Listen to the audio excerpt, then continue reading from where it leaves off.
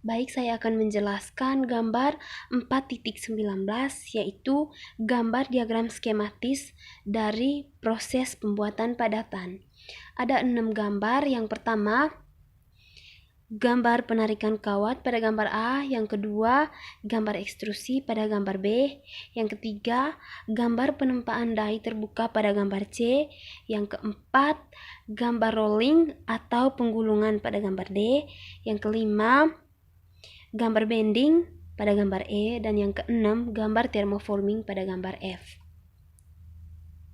Proses dari gambar A sampai gambar D merupakan proses deformasi massal yang menekankan bagaimana dimensi kritis H dikurangi oleh setiap proses. Sementara proses dari F ke E ke F merupakan proses deformasi lembaran.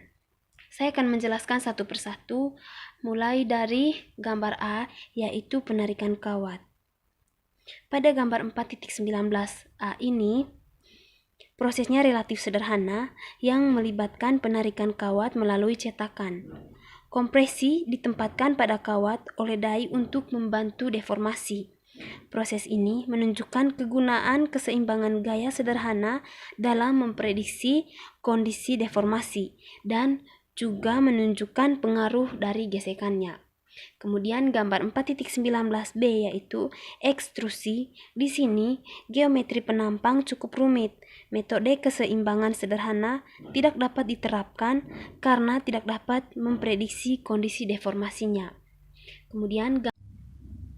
Kemudian gambar 4.19c adalah proses penempaan panas dengan cetakan terbuka.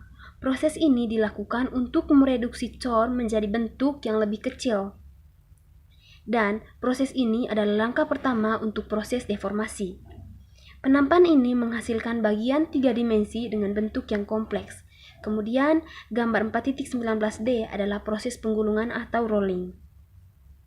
Proses penggulungan ini digunakan untuk mengurangi ketebalan lembaran serta untuk membuat penampang sederhana. Pada proses penggulungan ini menghasilkan lembaran. Kemudian gambar 4.19e dan 4.19f adalah proses deformasi lembaran. Pada gambar 4.19e, lembaran yang dihasilkan pada proses penggulungan dibentuk menjadi suatu bentuk.